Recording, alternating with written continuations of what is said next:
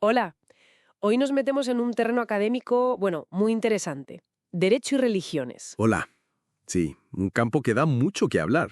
Vamos a usar como guía el trabajo de Rafael Palomino para intentar entender qué es exactamente esta disciplina y, sobre todo, cómo se relacionan el derecho y la religión, quizá de formas que no imaginamos al principio. Eso es. Entonces, para empezar, ¿qué es derecho y religiones? Porque no suena a un bloque como, no sé, derecho civil o penal. Exacto, no lo es.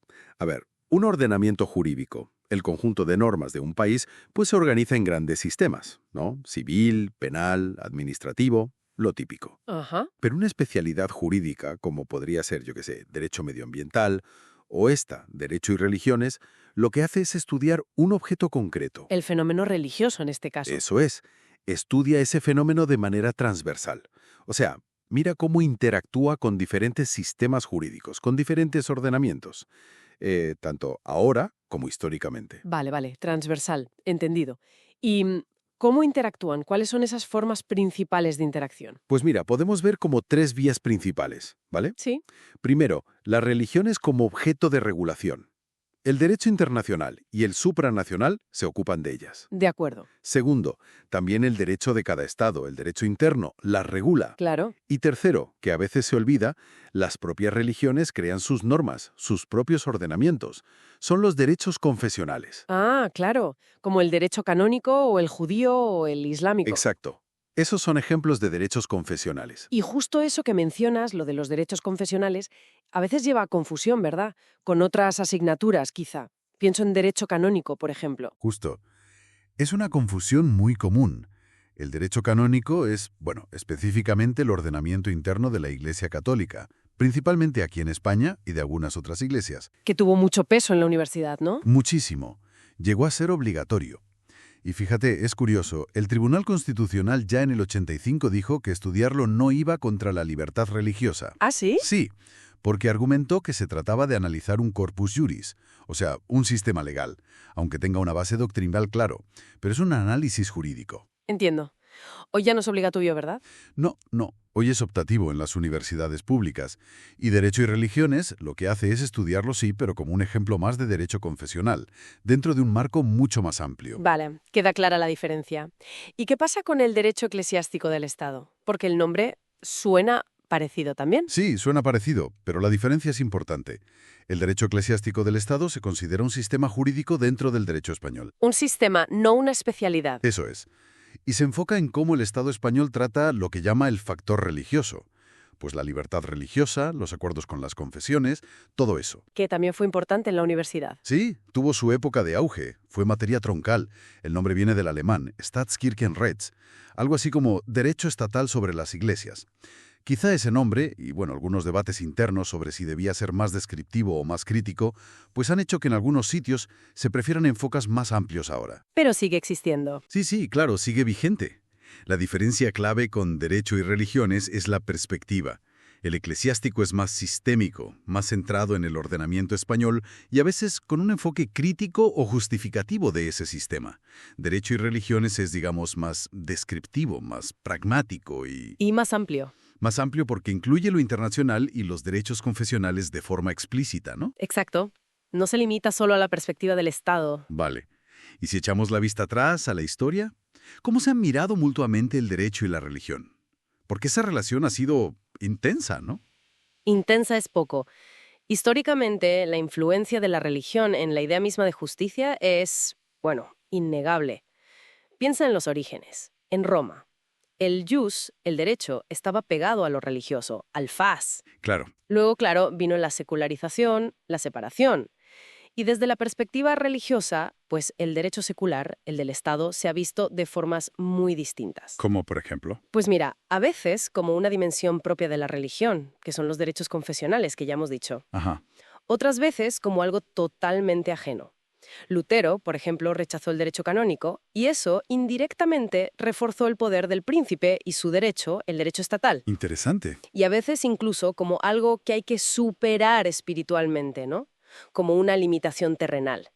Y desde el otro lado, ¿cómo mira el derecho estatal a la religión? Pues el derecho estatal muy influido por esa idea del dualismo cristiano. Lo de dar al César lo que es del César. Y a Dios lo que es de Dios, exacto.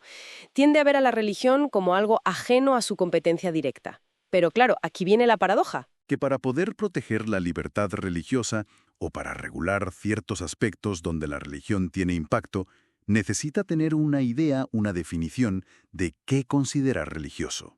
Tiene que definir aquello que considera ajeno. Exacto. Y esa definición ha ido evolucionando un montón. Se empezó con una idea teísta. Religión es creer en Dios. Vale. Luego se pasó a una idea analógica. Es religioso lo que se parece a las religiones que ya conocemos, las tradicionales. Entiendo. Después vino un enfoque más fenoménico, fijarse en los rasgos externos.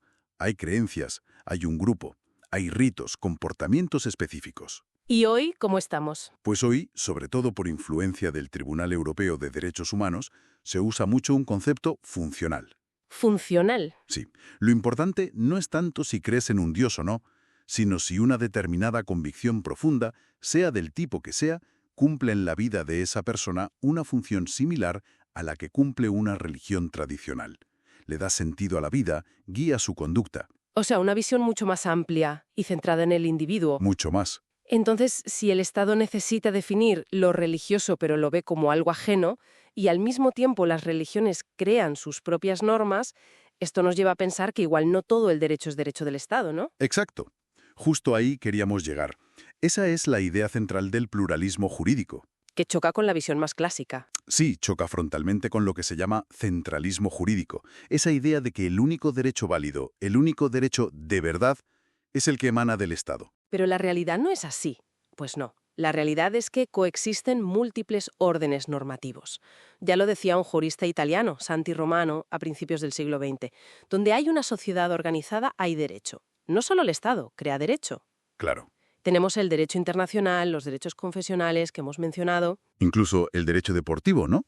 Piensa en la FIFA o la UEFA, con sus propias reglas, sus tribunales. Es verdad. Pues derecho y religiones como disciplina precisamente lo que hace es reconocer y estudiar esa complejidad, esa pluralidad de órdenes jurídicos. Abraza esa realidad. Entonces, resumiendo un poco todo esto, la gran conclusión es que el mundo del derecho es bastante más plural y complejo de lo que solemos pensar, ¿no? Mucho más, sí. Y la relación entre el derecho y la religión es un ejemplo perfecto de esa complejidad. Tiene dimensiones internacionales, estatales, y luego las propias de cada comunidad religiosa. Y todo está entrelazado. Y lo más fascinante, creo yo, es que esa interacción sigue muy viva y es en cierto modo necesaria. Hay una frase que dice algo así como que sin ley, la religión puede volverse algo, bueno, superficial, ¿no? Solo sentimiento. Ajá. Pero al revés también funciona. Sin un espíritu ético, o religioso si quieres, que la anime, la ley puede quedarse en puro formalismo, puede volverse vacía, incluso opresiva.